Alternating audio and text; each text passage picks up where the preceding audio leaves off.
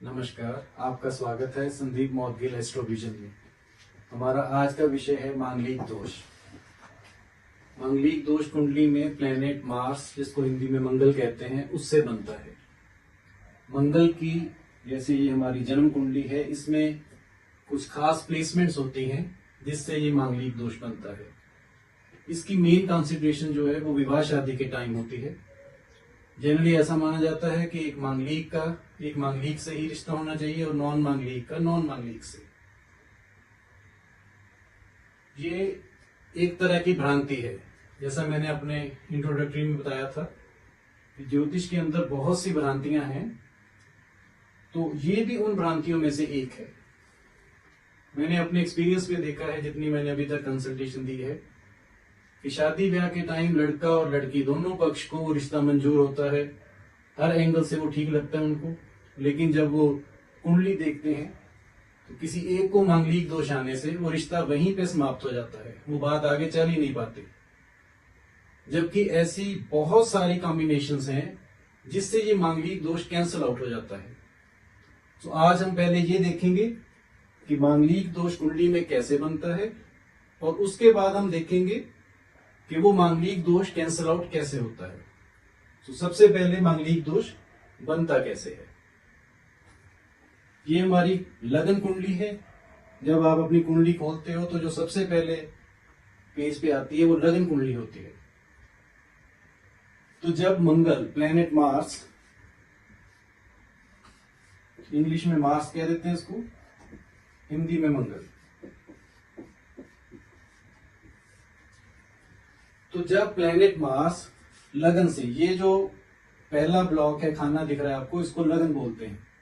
तो जब मंगल लगन से पहले, चौथे, सातवें, आठवें या 12वें घर में होता है तो मांगलिक दोष बनता है। तो ये पहला घर हो गया। अगर मंगल यहां पे है लगन से तो हम कहेंगे मांगलिक दोष है। उसके बाद चौथा घर, 1, 2, 3, 4। अगर मंगल यहां है तो भी मांगलिक दोष हो गया। फिर है सातवां घर, 1, 2, 3, 4, 5, 6, 7। फिर है आठवां घर,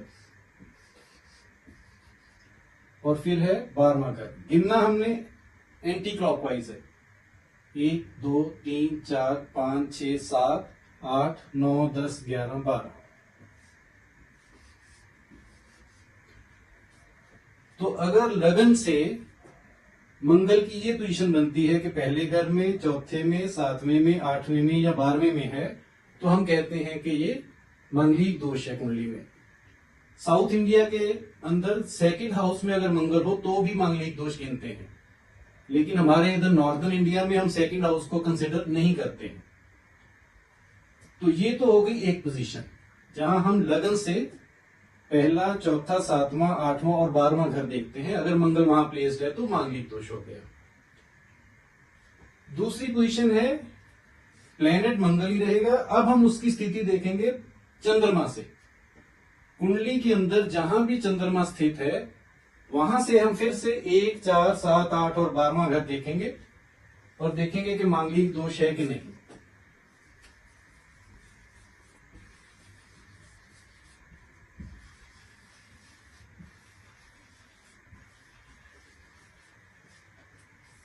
अब मान लीजिए कुंडली के अंदर किसी के चंद्रमा यहां बैठे, रूल वही रहेगा। चंद्रमा से पहला घर, यानी कि अगर यहां पे मंगल है, फिर चंद्रमा से, पहले हम लगन से देख रहे थे, अब चंद्रमा से देखना है। अब चंद्रमा से चौथा घर, 1, 2, 3, 4, यहां मंगल हो तो भी मांगलिक दोष। फिर सातवां घर, 1, 2, 3, 4, 5, 6, 7, 8, और फिर 12वां, 1, 2, 3, 4, 5, 6, 7, 8, 9, 10, 11, 12। रूल वही है। पहले हमने असेंडेंट से ये घर देखे थे, अब चंद्रमा से देखे हैं। तो अगर इस स्थिति में भी चंद्रमा से मंगल 1, 4, 7, 8 या 12वें घर में है तो हम बोलते हैं ये मांगलिक दोष है। अब दोनों में फर्क क्या है? अगर तो लगन से मांगलिक दोष बन रहा है तो मांगलिक दोष है। अगर चंद्रमा से मांगलिक दोष है तो उसको हमने टर्म दे रखी है आंशिक मांगलिक दोष। अब अगर किसी कुंडली में लगन से भी मांगलिक दोष बन रहा है और चंद्रमा से भी मांगलिक दोष बन रहा है तो उसको हम बोलते हैं पूर्ण मांगलिक। तो 3 तरह के मांगलिक दोष हो गए। अगर तो लगन से है तो मांगलिक दोष सिंपली, अगर चंद्रमा से बन रहा है तो आंशिक मंगलिक, लगन से नहीं बन रहा लेकिन चंद्रमा से बन रहा है तो आंशिक मंगलिक। लेकिन अगर लगन से भी और चंद्रमा से भी मांगलिक दोष आ रहा है तो वो पूर्ण मांगलिक की कैटेगरी में आ गया। अब हम इसकी 3-4 एग्जांपल्स लेते हैं जिससे आपको ये कॉन्सेप्ट जो है वो पूरी तरह से क्लियर हो जाए।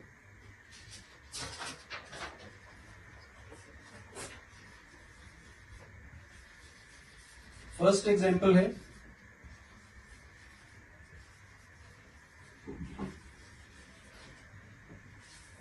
इनका डेट ऑफ बर्थ है 13/6/2004, समय है 9:12 सुबह के, प्लेस ऑफ बर्थ है उदयपुर। कुंडली में चंद्रमा की प्लेसमेंट ये है, सॉरी मार्स की प्लेसमेंट यहां पे है और ये है इनके चंद्रमा की प्लेसमेंट। अब हम देखते हैं कि ये मांगलिक बन रहे हैं कि नहीं। तो सबसे पहले हम लगन से देखेंगे, 1 2 3 4 5 6 7 8 9 10 11 12। सो लगन से अगर 12वें घर में भी मंगल आ जाए तो मांगलिक दोष है। तो लगन से तो ये मांगलिक हो गए। अब चंद्रमा से देखते हैं, चंद्रमा से 1 2 तीसरे घर में मंगल आ रहा है तो हमारी कंडीशन क्या है, 1 4 7 8 और 12। तो चंद्रमा से ये मांगलिक नहीं है, लगन से ये मांगलिक बन रहे हैं। तो ये केस हो गया मांगलिक दोष का। एक एग्जांपल हम और लेते हैं।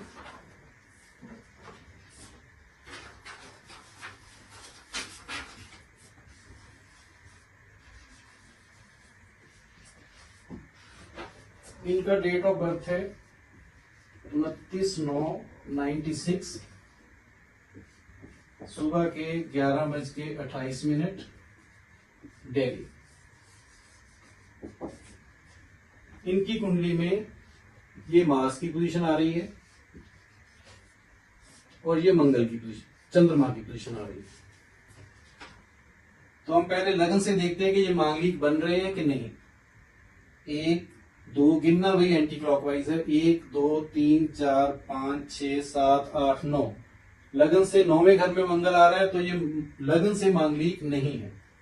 अब चंद्रमा से देखते हैं, वही नियम है, एंटी क्लॉकवाइज गिनना है। चंद्रमा से 1 2 3 4। तो चंद्रमा से चौथे घर में मंगल आ गया तो ये मांगलिक हो गए। तो ये आंशिक मांगलिक का केस बन गया। अब हम एक एग्जांपल और लेते हैं और कॉन्सेप्ट को क्लियर करने के लिए।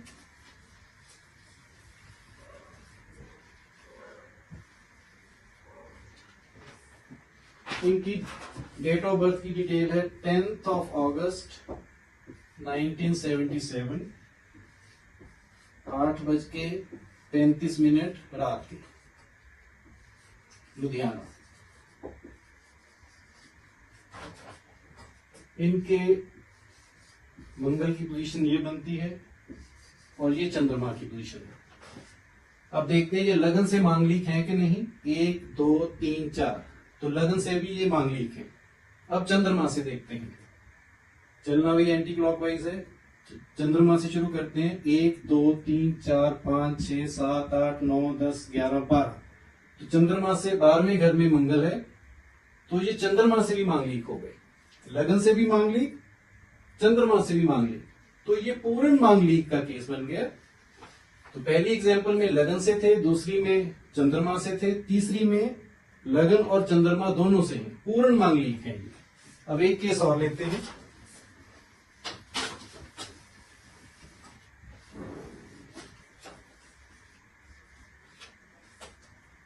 इनकी बर्थ डिटेल है 10th of August 65,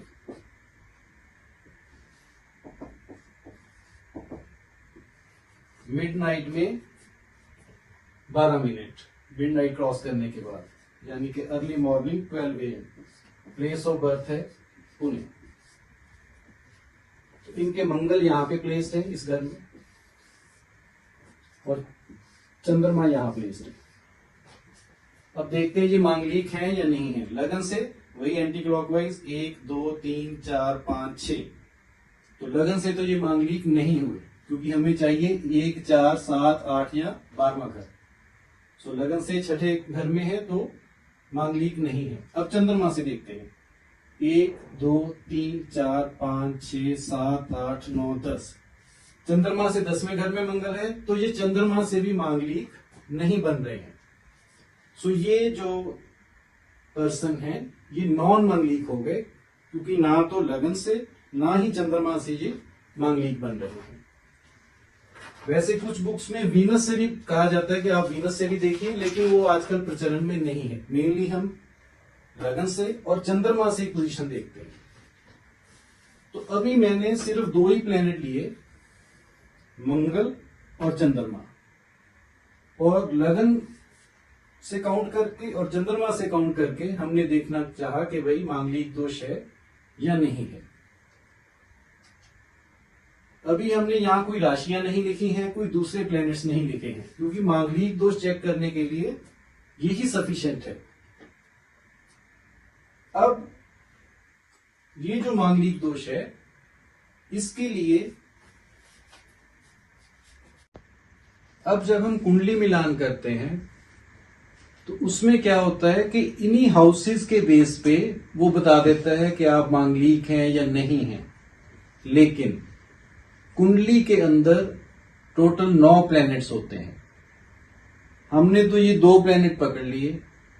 अब उन बाकी के प्लैनेट्स का मंगल के ऊपर क्या प्रभाव आ रहा है, वो भी डिसाइड करेगा कि मांगलिक दोष जो है वो रिटेन रहता है या वो कैंसल आउट होता है।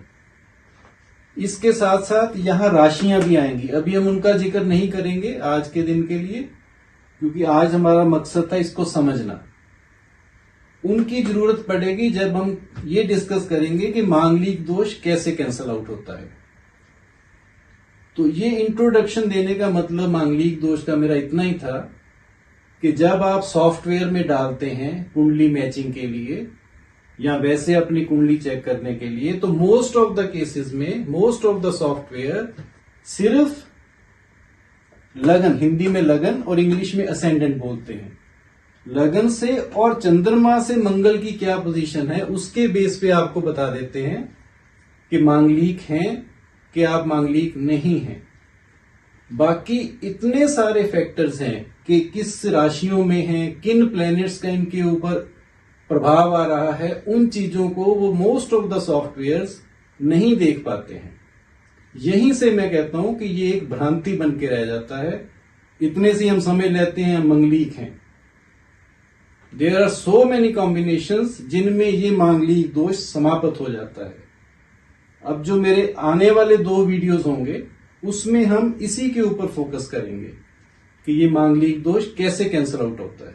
And you will be surprised, आप खुद देखोगे कि मोस्ट ऑफ द केसेस में वो कैंसल आउट हो रहा है।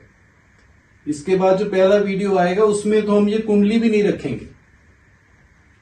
वो कई ऐसे कारण बनते हैं जिसमें आपको कुंडली देखने की जरूरत नहीं है और ब्याह शादी का केस है तो आप वैसे ही जज कर लोगे। इतने सारे पॉइंट्स हैं, अगर उनमें से एक भी अप्लाई हो रहा है तो मांगलिक दोष कैंसल। और उसके अगले वीडियो में हम अदर प्लैनेट्स का प्रभाव देखेंगे, राशियों का प्रभाव देखेंगे और आपको बताएंगे कि भाई मांगलिक दोष कैसे कैंसल आउट हो रहा है। सो